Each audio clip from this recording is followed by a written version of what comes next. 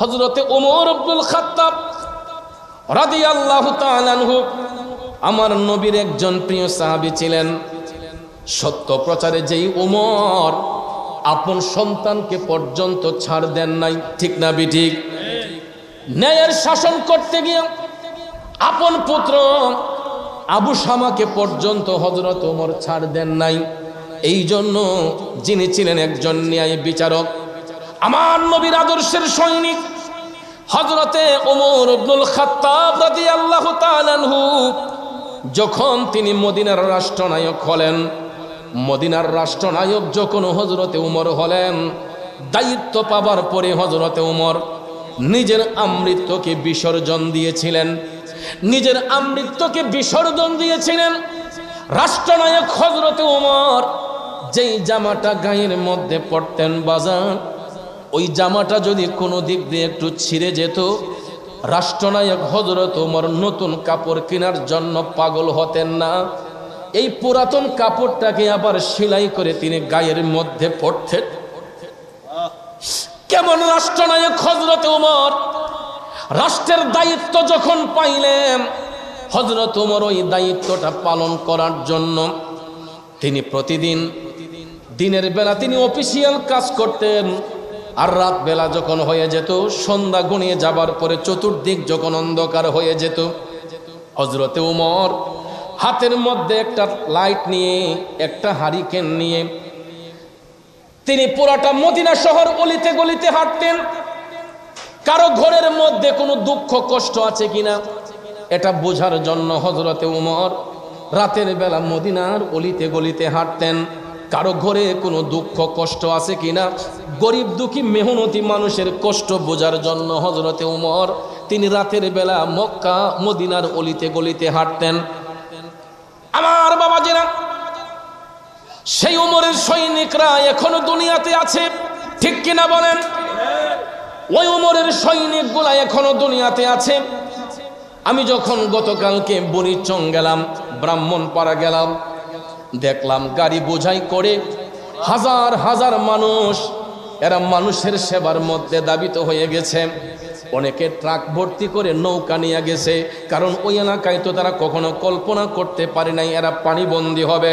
হযরতে ওমর যে আদর্শ আমাদেরকে শিখিয়েছেন, আমি গতকালকে বুড়িচং যাইয়া বুঝতে পারলাম যে ওমরের সৈনিকগুলা এখনো দুনিয়াতে আছে। বিভিন্ন স্বেচ্ছাসেবী সংগঠনগুলা এরা গাড়ি ভর্তি করে অনেক অনেক অনুদান নিয়া, আমি দেখলাম নৌকা যুগে যেই বাড়িগুলা পানির নিচে চলে গেছে, হযরতে ওমর যেই রকম ভাবে রাষ্ট্রের সেবায় নিয়োজিত থাকতেন, এখন পর্যন্ত সেই ওমরের সৈনিকগুলো আমি দেখলাম গতকালকে নৌকা দিয়ে কেউ পানির মধ্যে নাইমা এই যে পানিবন্দী মানুষগুলাকে উপকার করার জন্য অনেকের বাড়ি ঘরে যাইয়া তারা সহায়তা করছে। ভাইয়ার আমার, বন্ধুরা আমার, হাত তুলে দোয়া করলেই শুধু দোয়া হয় না, মনের মধ্যে একটা দোয়া ছেড়ে বাজান। কষ্টের মানুষগুলা যখন পানিবন্দী হয়ে আছে, তাদেরকে যখন একটু সহযোগিতা করবে, এদের অন্তর খুলে যখন আল্লাহকে একবার ডাক মারবে, ওই ডাকের উসিলায় আল্লাহ রাব্বুল আলামিন আমাকে আপনাকে ক্ষমা করতে পারে কি পারে না? আরো জোরে কোন পারে কি পারে না?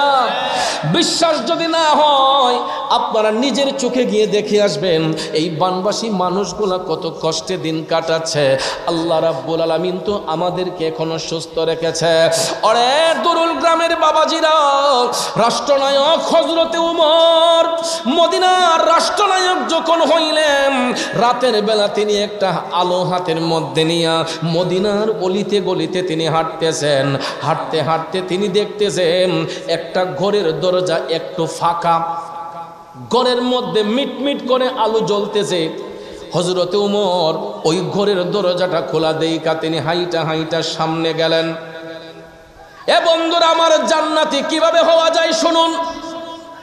হযরতে ওমর হাইটা হাইটা ঘরের পাশে যখন অবস্থান করলেন, তিনি ঘরের দরজার চিপা দিয়ে তাকাইয়া দেখলেন তিনটা বাচ্চা, তিনটা অবুঝ শিশু চিৎকার করে কান্নাকাটি করতেছে।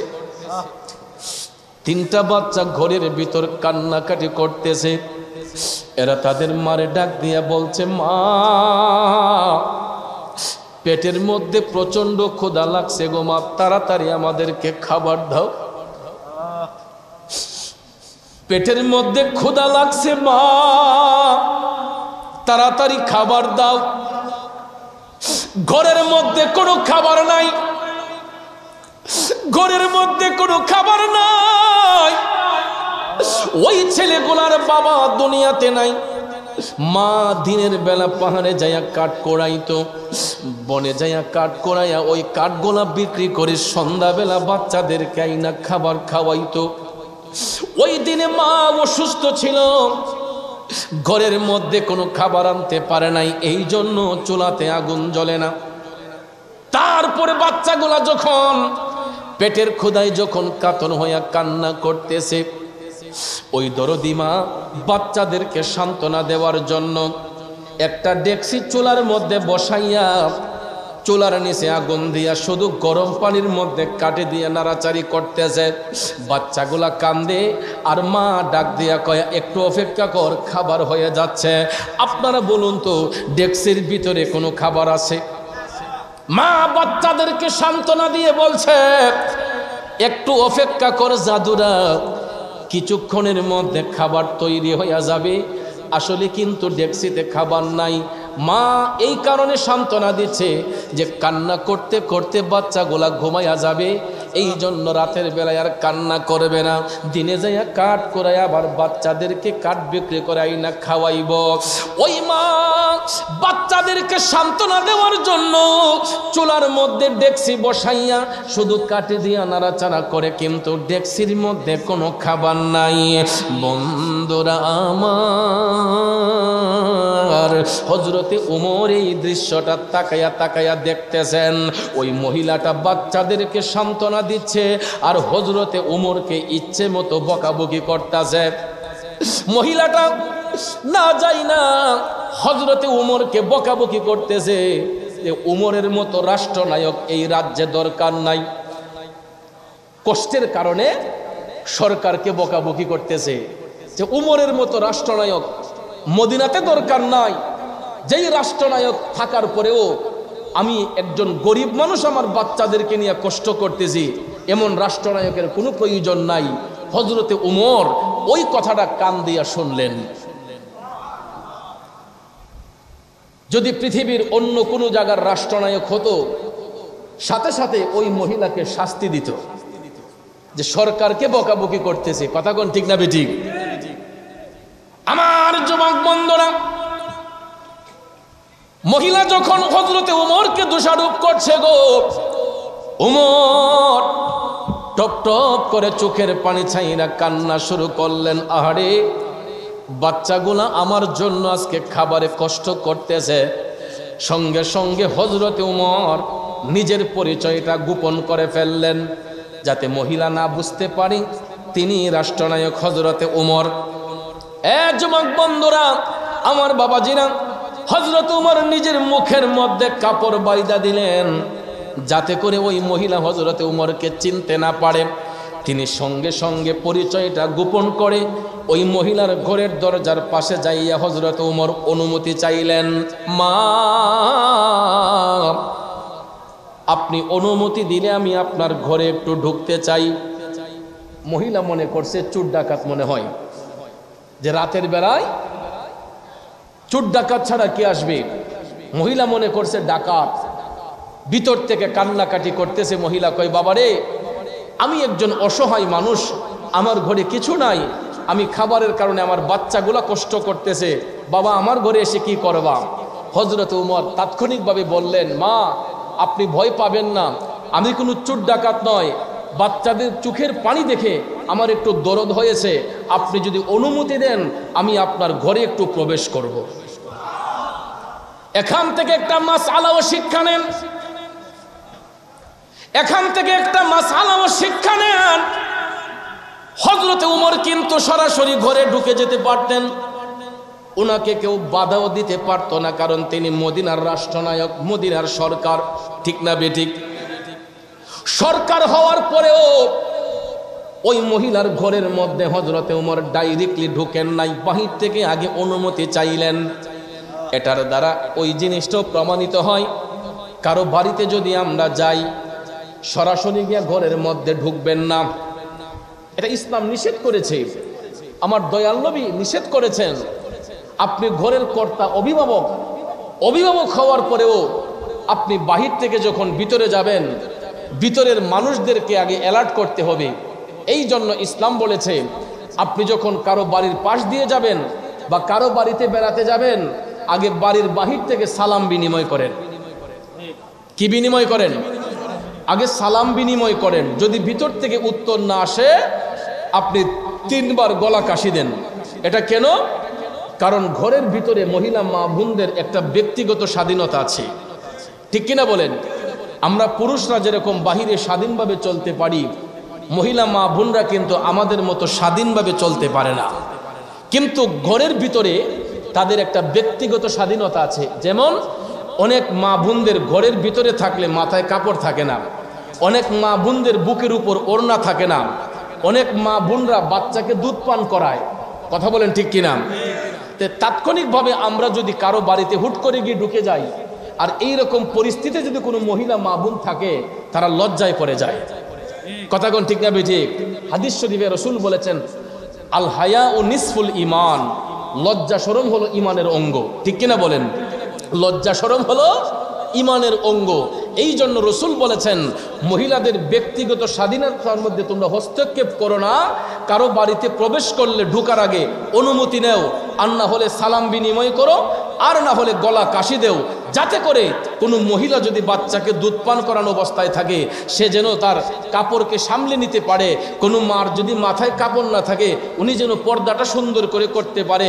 কোনো মার যদি বুকের উপর ওড়না না থাকে, সে যেন তার নিজেকে সেভ করতে পারে। এই জন্য আপনি ঘরের কর্তা হলেও আপনার উপযুক্ত মেয়ে ঘরে আছে, আপনার স্ত্রী আছে, আপনার মা আছে, তাদেরকে অ্যালার্ট করার জন্য ঘরের কর্তা হলেও বাড়িতে ঢোকার আগে গলা কাশি দিয়ে ঢুকবেন বা সালাম বিনিময় করবেন। এতে কোনো লজ্জা নয়, শরম নয়। অনেকে বলতে পারেন, হুজুর আমার বাড়িতে আমি ঢুকবো, আমি কারো অনুমতি নিব? এমন বলতে পারে অনেকে যে আমার ঘরে আমি ঢুকবো, আমি আবার অনুমতি নিতাম কেরে? আসলে এটা কোনো কথা নয়। কারণ এটা মহিলাদেরকে অ্যালার্ট করার জন্য, তাদেরকে সেফ রাখার জন্য, তাদেরকে হেফাজত করার জন্য আমাকে আপনাকে এই দায়িত্বটুকু পালন করতে হবে। তাহলে আজকের পর থেকে আমাদের এটা মনে থাকবে তো ইনশাআল্লাহ?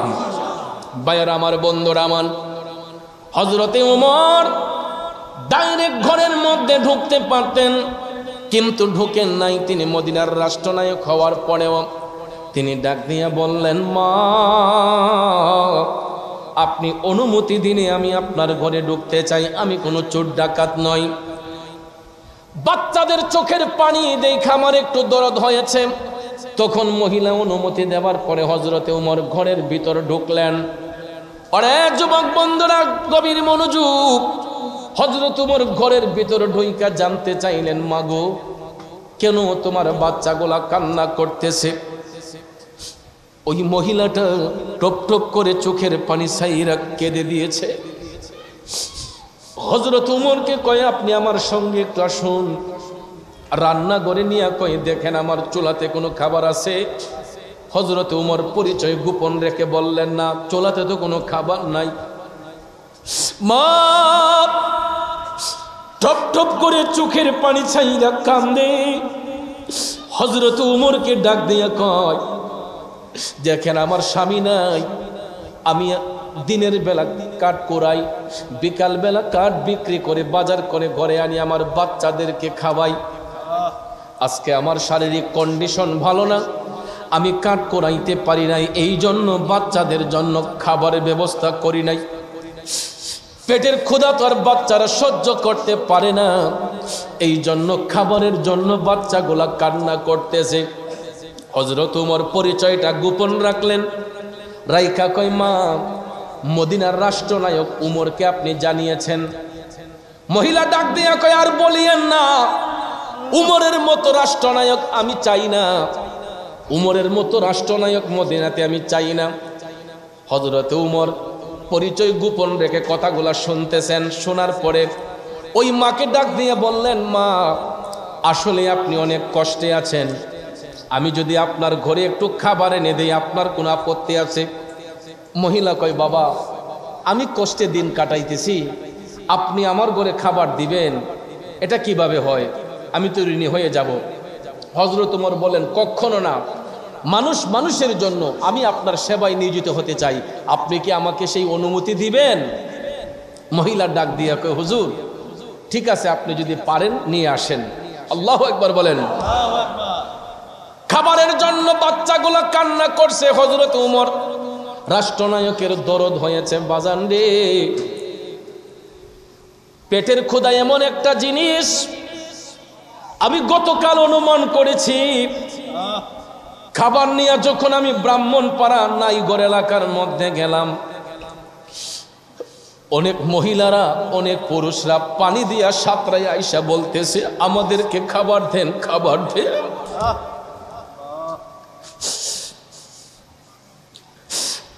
আমার মহিলা মা বোনরা পর্যন্ত পানি দিয়া সাঁতরাইয়া সাঁতরাইয়া বুক পর্যন্ত পানি, সাঁতার পানি।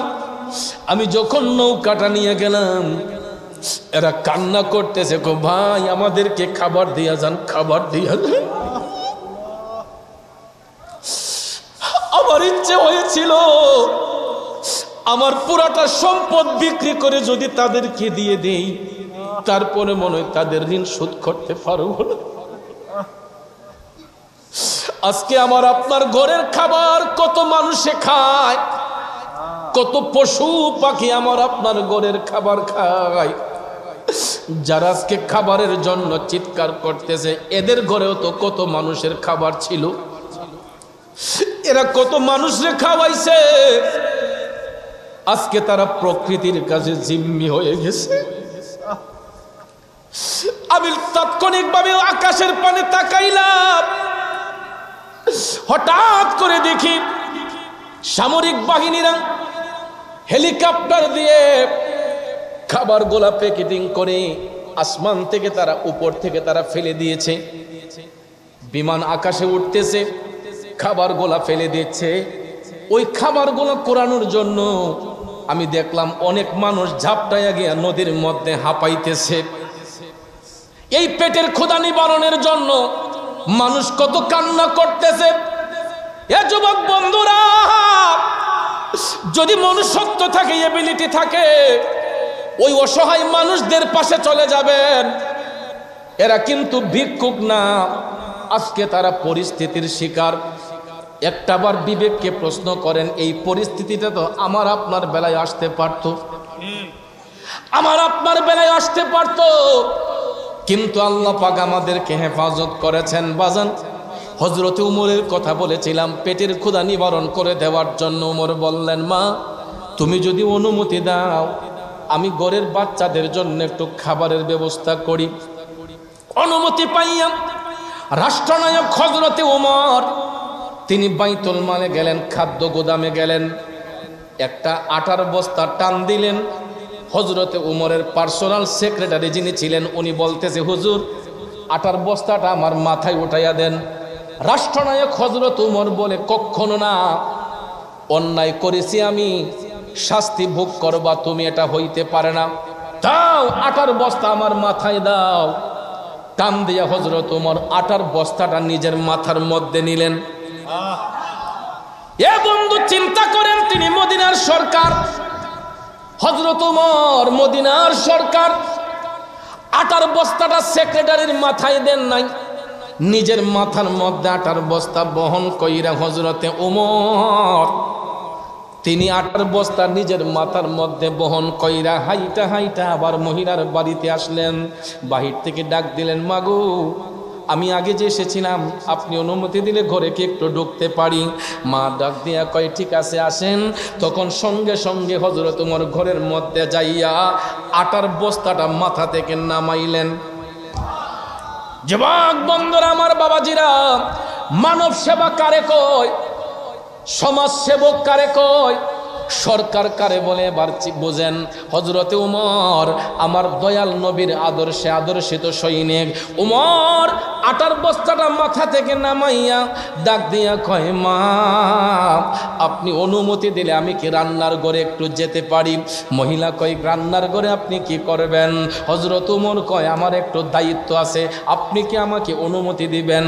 কয় ঠিক আছে হুজুর, আমার পুরাটা ঘর আপনার জন্য উন্মুক্ত। তখন অনুমতি পাইয়া হযরত ওমর আটার বস্তাটা নিয়ে রান্নার ঘরে যাইয়া বস্তার মুখটা কইলা এই গরম পানি যে বসানো ছিল ডেক্সির মধ্যে, হযরত ওমর ওই ডেক্সির মধ্যে আটা ঢাইলা দিলেন।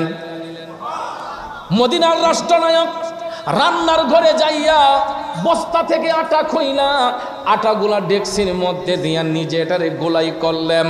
ভালো করে মিক্সিং করিয়া হযরতে ওমর ওই মহিলার রান্নাঘরে বৈশা নিজের হাতে রুটি বানাইলেন। কেমন রাষ্ট্রনায়ক! নিজের হাতে আটা গোলাই করে নিজের হাতে হযরত ওমর রুটি বানাইলেন। আল্লাহু আকবার বলেন। কষ্ট হইতেছে আপনাদের? একটু দুরূদ শরীফ পড়েন। আল্লাহুম্মা সাল্লি আলা সাইয়্যিদিনা মুহাম্মাদিন নাবিয়ানা শাফিয়ানা মাওলানা মুহাম্মাদিন নাবিয়ানা। মাশাআল্লাহ, মোহব্বতে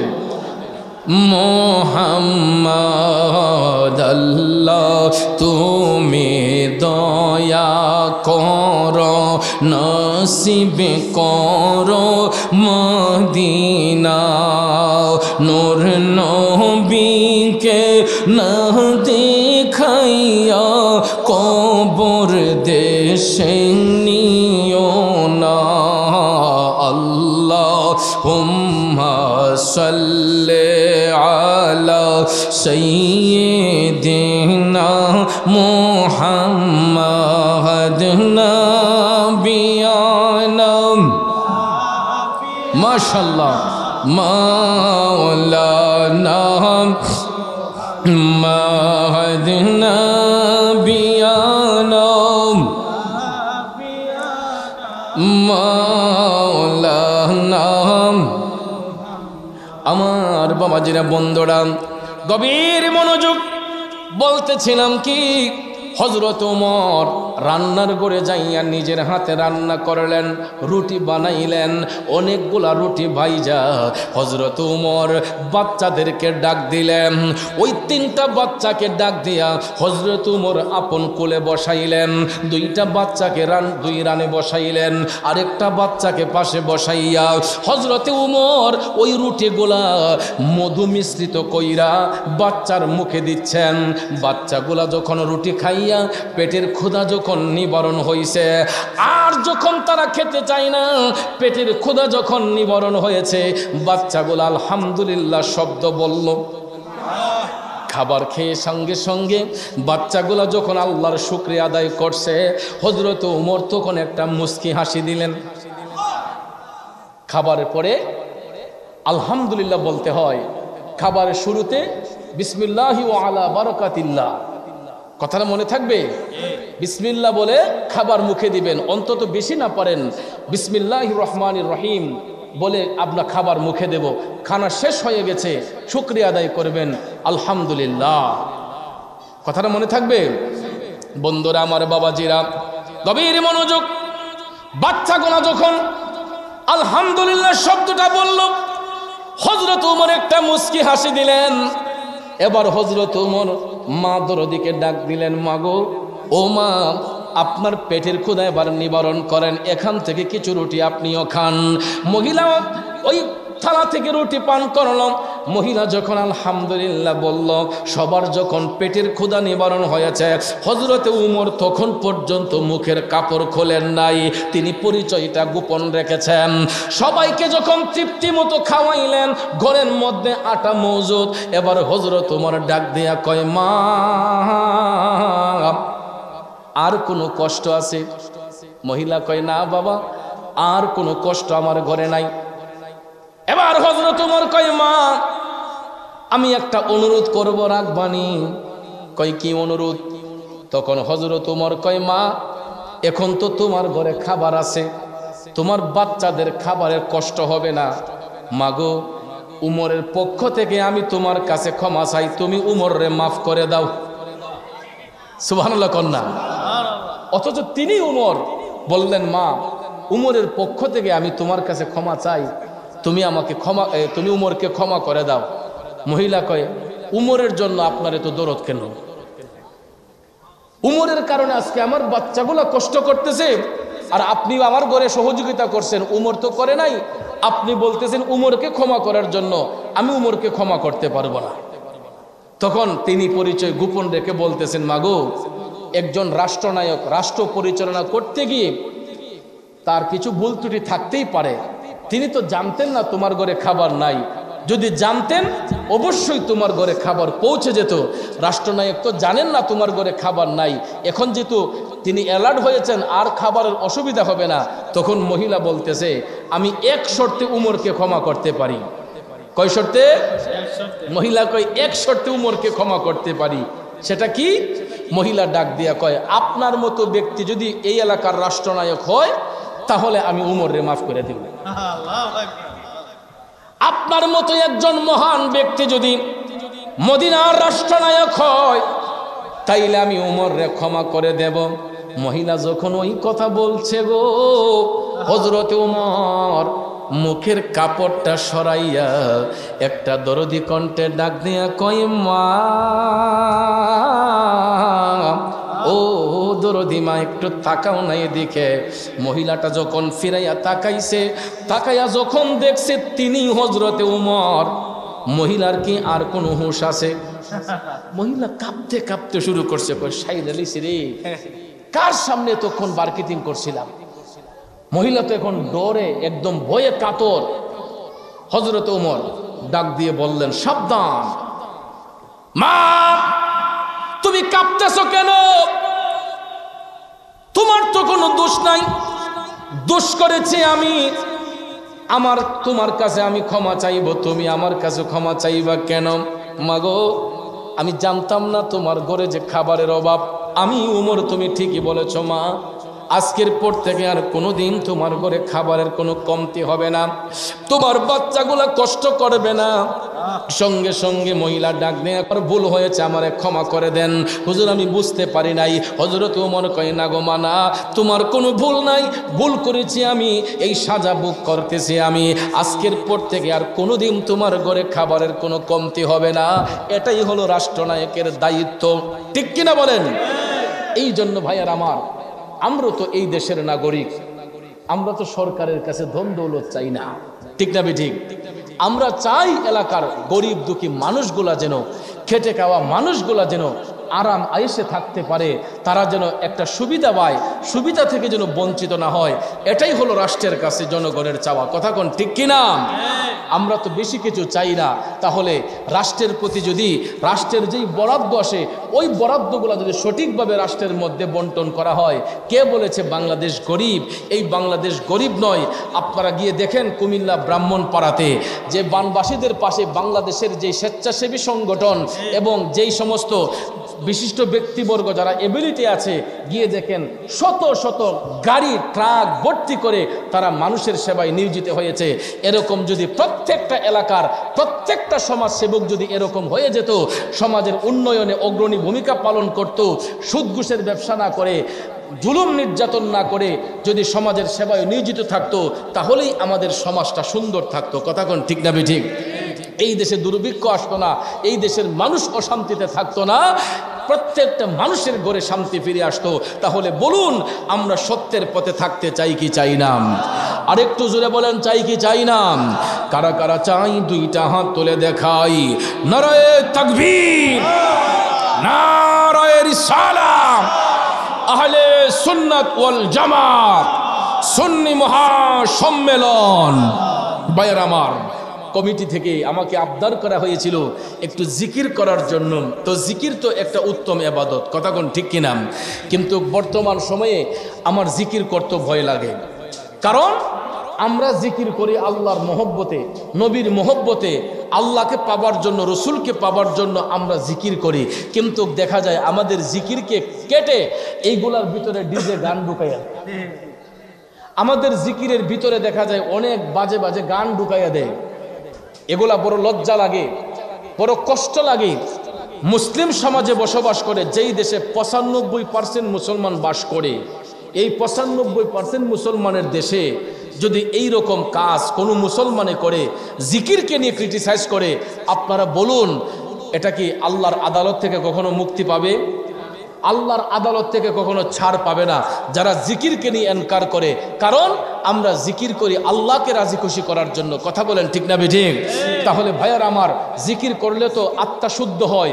লৌহের মধ্যে জং ধরলে যেরকম হাতুড়ি দিয়ে বাড়ি দিলে লৌহের জং দূর হয়, কালবের মধ্যে যখন গুনাহ করতে করতে ময়লা জমে যায়, আর ওই কালবের ময়লাটা পরিষ্কার করার জন্য বান্দা যখন আল্লাহ আল্লাহ জিকির করে, যখন কালবের মধ্যে আঘাত করবে, ঠিক এইরকম ভাবে হাতুড়ি দিয়ে লৌহতে বাড়ি দিলে যেরকম জং দূর হয়ে যায়, আল্লাহ আল্লাহ শব্দ বলে কালবে আঘাত করলে কালবের ময়লা দূর হয়ে যায়। তাহলে এই জিকিরকে নিয়ে আল্লাহর রাস্তে কোনো মুসলমান সমাজে কোনো মুসলিম ভাই এনকার করবেন না। জোর হাত করে বলবো, আল্লাহর জিকির 3 অবস্থায় করা যায়, শুয়ে, বসে এবং দাঁড়ায়া। 3 অবস্থায় আল্লাহর জিকির করা যায়, কিন্তু দাঁড়ায়া জিকির করার মধ্যে শর্ত আছে। দাঁড়ায়া জিকির সবার জন্য শর্ত নয়।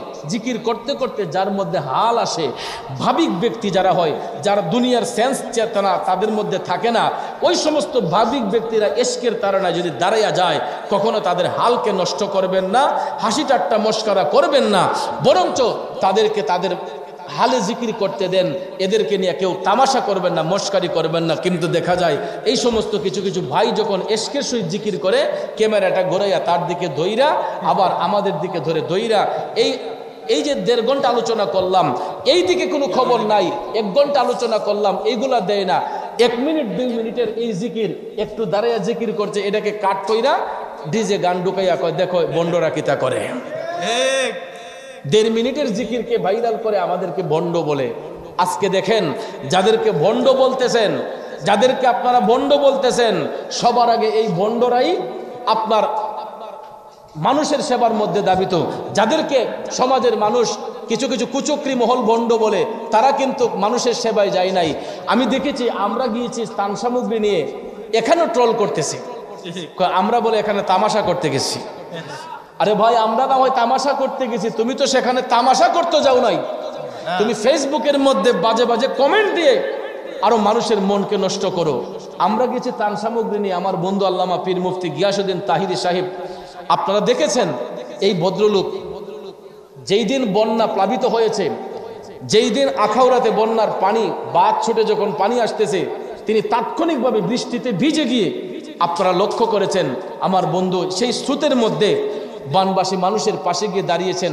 তিনি আর এযাবৎ পর্যন্ত, বন্যা শুরু হওয়ার পরে এযাবৎ পর্যন্ত একটা দিন তিনি থেমে থাকেন নাই। প্রতিটা দিন তিনি অনুদান নিয়ে বানবাসী মানুষের পাশে গিয়ে দাঁড়িয়েছেন এবং মানুষদেরকে সহযোগিতা করছেন। মৃত্যুর ভয় সুন্নিরা করে না, মরণের ভয় সুন্নিরা করে না। অনেকে আমাদেরকে থ্রেট দেয়, কয় এখন চলবেন কেমনে, এখন তো সুন্নিরার 12টা বেজে যাবে।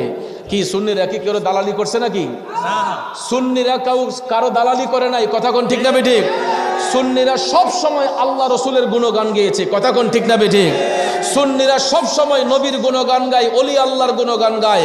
আর আমরা গোলামি করব আল্লাহর, আমরা গোলামি করব নবীজির, আমরা গোলামি করব ওলি আল্লাহর। কথা বলেন ঠিক না বেঠিক? এই জন্য ভাইয়ার আমার, সুন্নিদেরকে হুমকি দমকি দিয়ে দামিয়ে রাখা যাবে না। অনেকে ভাবছে সুন্নি মাহফিল নাকি বন্ধ হয়ে যায়, সুন্নি সম্মেলন নাকি বন্ধ হয়ে যায়, জশ্নে জুলুস নাকি বন্ধ হয়ে যায়। মনে রাখবেন, এখন আরো বিপুলভাবে হবে ইনশাল্লাহ। জশ্নে জুলুস আমাদের অতি নিকটে, সারা বাংলাদেশে কর্মসূচি আসতেছে।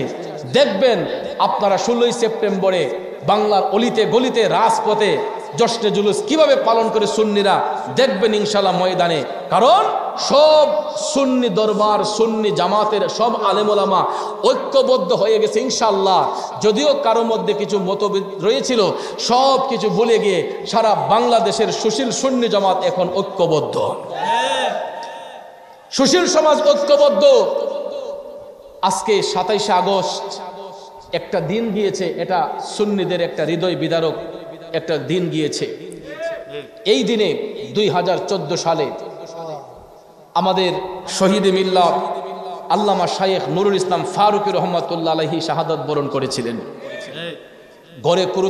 ঘরে সন্ত্রাসীরা ঢুকে, জঙ্গিরা ঢুকে যাকে নিজের বাসভবনে গলা কেটে জবাই করেছিল, সেই নবীর সৈনিকের শাহাদাত বার্ষিকী ছিল আজকের এই 27 আগস্ট। সারা বাংলাদেশে কর্মসূচি হয়েছে, আমার হবিগঞ্জ হয়েছে। ইনশাআল্লাহ এই আগস্ট মাস এটা সুন্নি জামাতের সুখের মাস, কারণ এই মাসের 27 তারিখ শহীদে মিল্লাত আল্লামা শায়েখ নুরুল ইসলাম ফারুকী রহমাতুল্লাহ আলাইহি শাহাদাত বরণ করেছেন। তিনি বলেছিলেন, পীর মুরিদি যার যার, সুন্নিয়ত আমাদের সবার। পীর সাহেবগণ এক এক খানকা থেকে তরিকতের কাজ করবেন, তালিম দিবেন, কিন্তু সুন্নিয়তের ময়দানে সবাই এক হয়ে যাবেন। আজকে এত বছর পরে ওনার কথাটাই সত্য হয়েছে। সারা বাংলাদেশের দরবার এবং সুন্নি আলেমরা ঐক্যবদ্ধ হয়েছে। আমরা এখন সামনে কর্মসূচি ঈদে মিলাদুন নবী আমরা পালন করব, জশ্নে জুলুস আমরা করব। যদি নবীজির বিন্দু মাত্র প্রেম যদি অন্তরে থাকে, যেখানে জশ্নে জুলুসের ডাক আসবে একজনে 10 জন করে সাথে নিয়ে চলে যাবেন ইনশাল্লাহ। পারবেন না ইনশাল্লাহ? জশ্নে জুলুস করতে রাজি আছেন তো সবাই? কারা কারা রাজি আছেন 2 হাত তুলে দেখাই। নারায়ে তাকবীর, নারায়ে রিসালাত, আহলে সুন্নাত ওয়াল জামাত, ঈদে মিলাদুন নবী, ঈদে মিলাদুন নবী। এই স্লোগানটা দুরুল কেন্দ্রীয় মসজিদ থেকে যেমন দিয়েছি, এই স্লোগানটা ময়দানের মধ্যে দিবেন, রাজপথে দিবেন ইনশাল্লাহ। রাসালতের স্লোগান নিয়ে যেই ব্যক্তি তার যাত্রাকে সামনের দিকে নিবে, ওই ব্যক্তিকে কেউ থামিয়ে রাখতে পারবে না। সে আল্লাহর আমানতে থাকবে, আমার নবীর নুরানি নজর মুবারকে থাকবে। কথা বলেন ঠিক না ঠিক? সে ওলি আল্লাহর ছায়াতলে থাকবে। এই দেশে ভাইয়ারা আমার মাজার ভাঙ্গার ষড়যন্ত্র হয়েছিল। ইতিমধ্যে আপনারা দেখেছেন অনেক মাজার শরীফের মধ্যে আগুন জ্বালানো হয়েছে। দুষ্কৃতিকারীরা, জঙ্গিবাদে বিশ্বাসী যারা, এরাই ওলি আল্লাহর মাজার শরীফে, হিন্দু ভাইদের মন্দিরে ইতিমধ্যে অনেকটা মাজার শরীফে আগুন দেওয়া হয়েছিল। আল্লাহ কতরা আগুন দিবি, আমি রহমতের পানি দেব, এমন দেওয়া দিছে।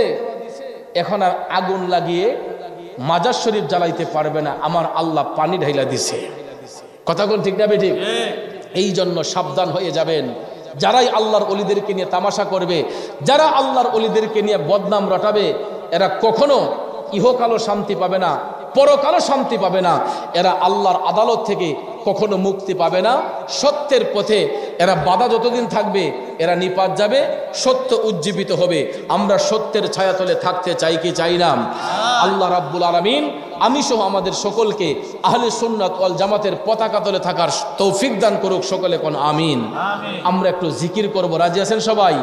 শুধু আল্লাহ আল্লাহ জিকির করবেন। আমরা আল্লাহ আল্লাহ জিকির করব, কালবের মধ্যে আঘাত দিব, একসঙ্গে এক তালে সবাই জিকির করবেন। জিকিরের মধ্যে আদব রাখবেন। আল্লাহ রাব্বুল আলামিন যেন আমাদের কালকে প্রসারিত করে দেন। সকলে আমিন বলেন।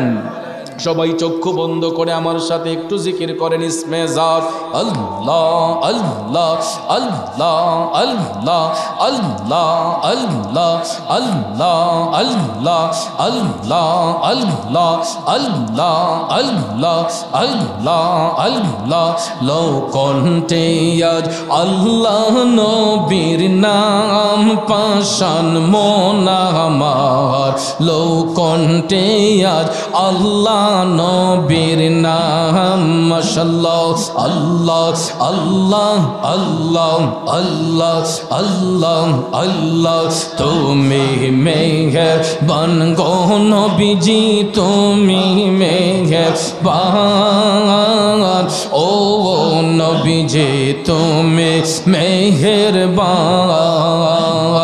আল্লাহ আল্লাহ আল্লাহ আল্লাহ আল্লাহ। নয়নে একবার দেখিলে, নয়নে একবার দেখিলে জোড়াইতাম পরাণ।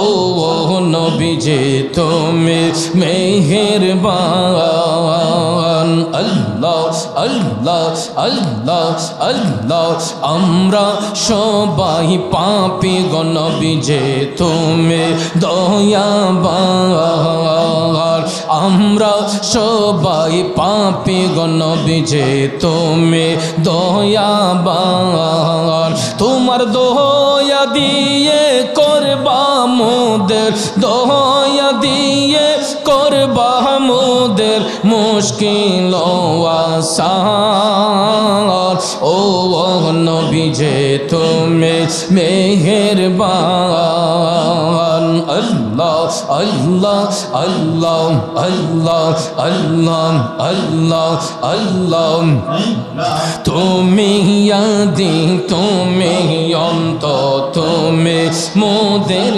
জান তুমি আদি তুমি অন্ত তুমি মোদের জান নবীর কাছে পাক যে তোমার খোদার কাছে পাক যে তোমার পবিত্র জবান ও নবী যে তুমি মেহেরবান আল্লাহ আল্লাহ আল্লাহ আল্লাহ আল্লাহ আল্লাহ আল্লাহ আল্লাহ আল্লাহ আল্লাহ আল্লাহ কত কষ্ট করলাম নবী যে ওহদের ময়দান কত কষ্ট কইরা নবী যে ওহদের ময়দান দান মোবারক শহীদ করলো